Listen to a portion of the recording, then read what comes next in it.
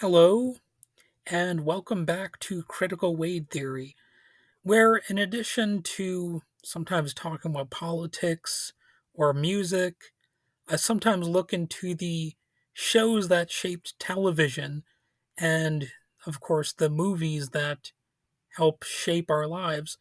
And today we're taking it back to 1994, a time of grunge, dial up internet, and the birth of must see TV. So those are some things that I think a lot of us have fond memories of. And right at the heart of it was ER. Now, admittedly, it's not a show that I regularly watched back when it was in its heyday, but I always had a feeling that it was probably a good show. So I wanted to check it out now, all these years later, and I'm looking at the pilot episode right here with the 24 hours, and it aired on September 19th, 1994, created by Michael Crichton, the guy who also created Jurassic Park. It was directed by Rod Holcomb,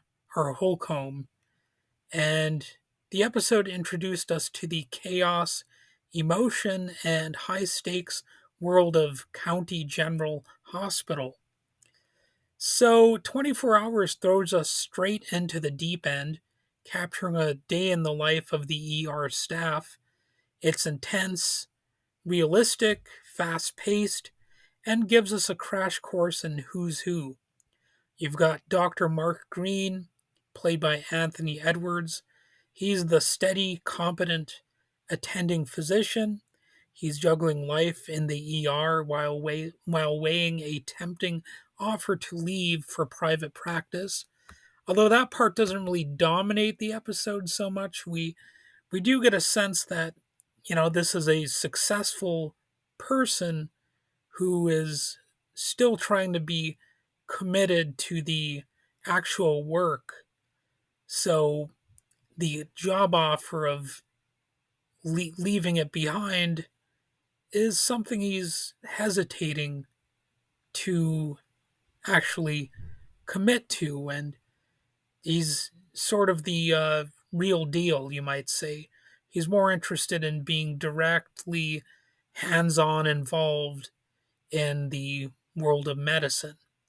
You've also got Dr. Doug Ross, played by George Clooney.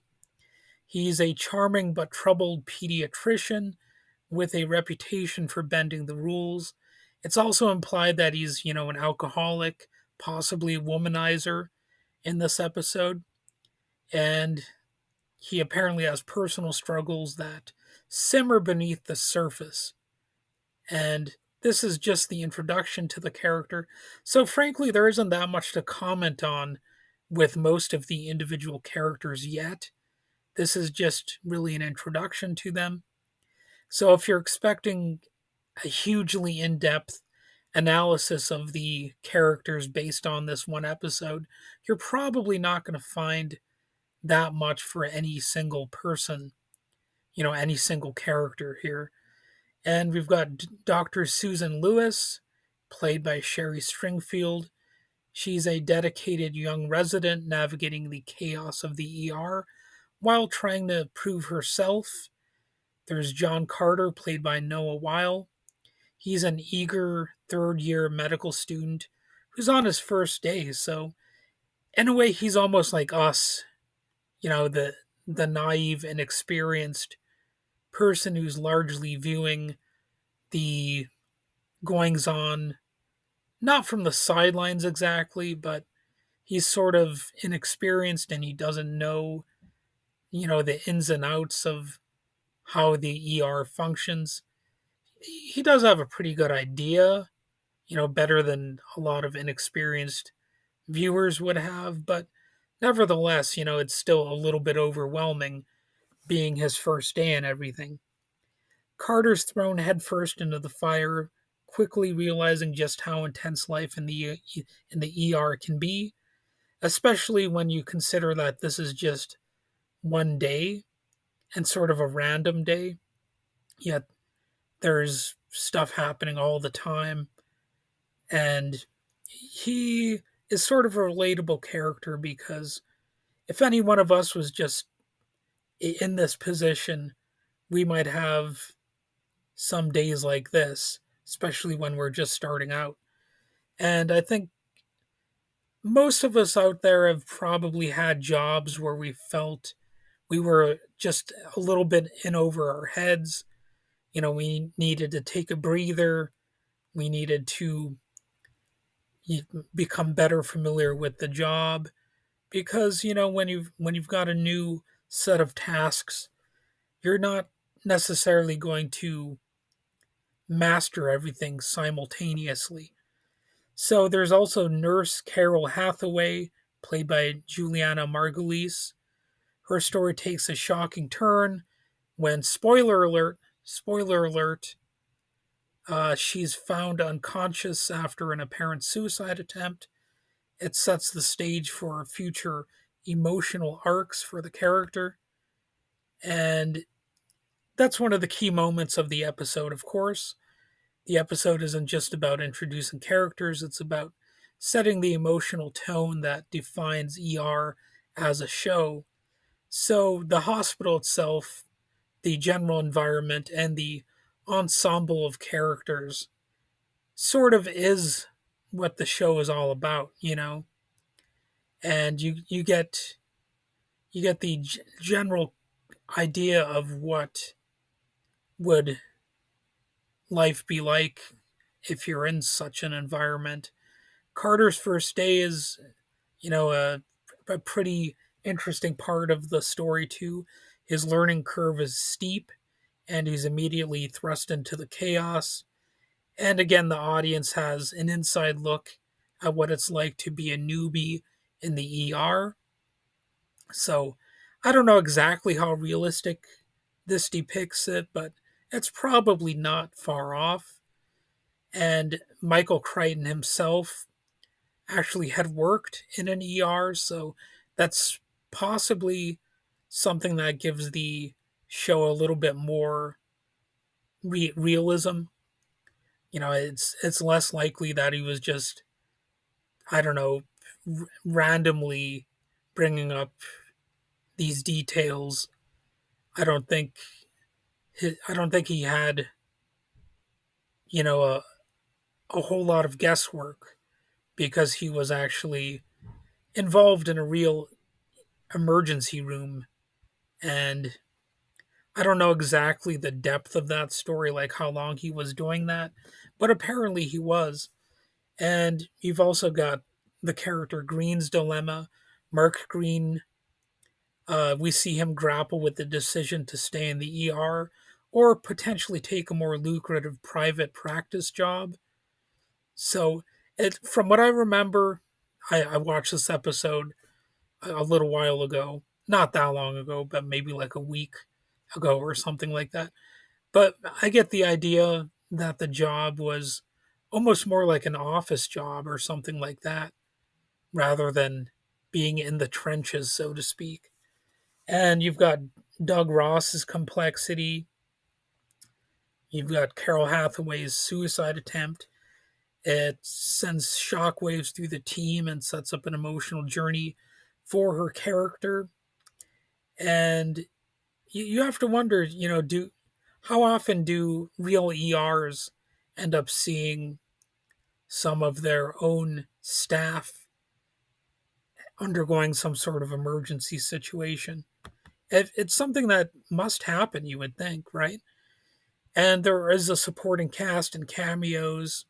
It's loaded with notable appearances. You've got Eric LaSalle as Dr. Peter Benton, who is a no nonsense surgeon. And I think he might be my favorite character of the first episode, to be honest. Although I'm not quite sure. It's a little bit tricky to say what my favorite character would be after just this one episode. You've also got William H. Macy. He's somebody that I forgot was on this show, but I guess he was right from the start at least. I don't know how long he stayed involved with the show, but he plays Dr. David Morgenstern, who is the ER chief. He's only appearing briefly in this episode, so There's really just a hint of that William H. Macy energy. There's also Miguel Ferrer. He makes an uncredited cameo as Mr. Parker. He's a patient with possible lung cancer, and that's a pretty touching moment in the episode. There's Troy Evans, who plays Officer Martin, whose hatred for his wife is played for comic relief, but it's also a pretty dark moment.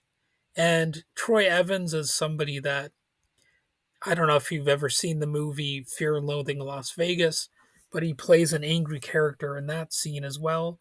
So it seems like maybe he was typecast in some angrier roles. But anyway, there's a chance you've seen Troy Evans in other roles too if you haven't seen Fear and Loathing.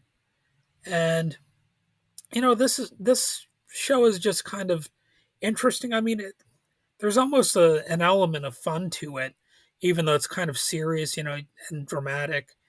But seeing a day in the ER and being able to sort of live through these characters and imagine what it would be like, it's an interesting experience.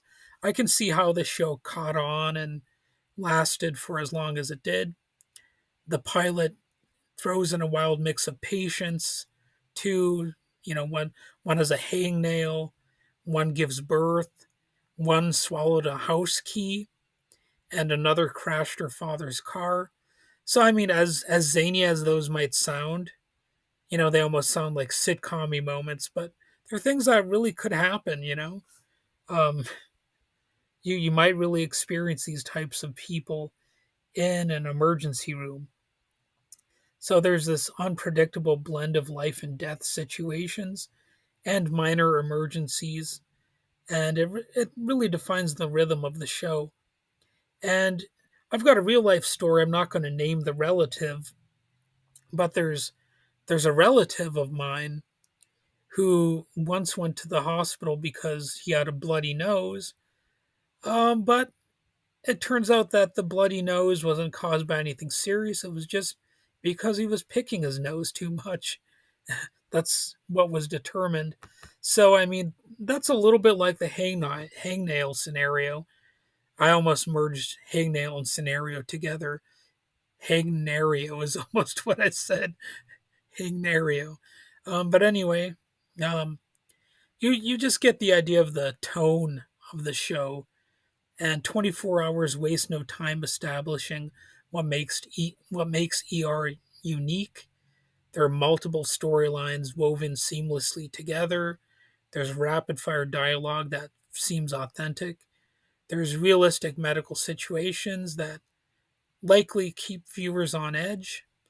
And critics praise the pilot for its realism, emotional depth, and pacing. I agree. I thought it was paced pretty well because it's fast paced, yet you don't necessarily get lost in the shuffle. That'd be kind of hard to do, to have a fast paced episode like that, yet you're still able to follow the characters and the individual events. So there was, some well done creative writing here. The acting is on point, and the episode manages to maintain a lot of different emotional things going on. There's a little bit of humor here and there, and you really get a wide variety of things to like about this pilot, and presumably about the rest of the show. It set the stage for ER to become one of the most successful and beloved medical dramas of all time. And while ER followed in the footsteps of shows like Emergency from the 1970s, it kind of took the genre to a whole new level. So ER didn't just entertain, it kind of set a standard. The show ran for 15 seasons. It launched careers. Obviously, George Clooney was made more of a household name because of this show. And it really left an undeniable mark on television. And honestly, even if it hadn't lasted as long, and in fact, even if it just had been this one episode, which is a movie length episode, I still think it would have been pretty well done. And it all started with 24 hours. This episode, it's gripping, emotional, and unforgettable for a lot of people. And you really get the idea that every second counts in an ER and maybe in life in general.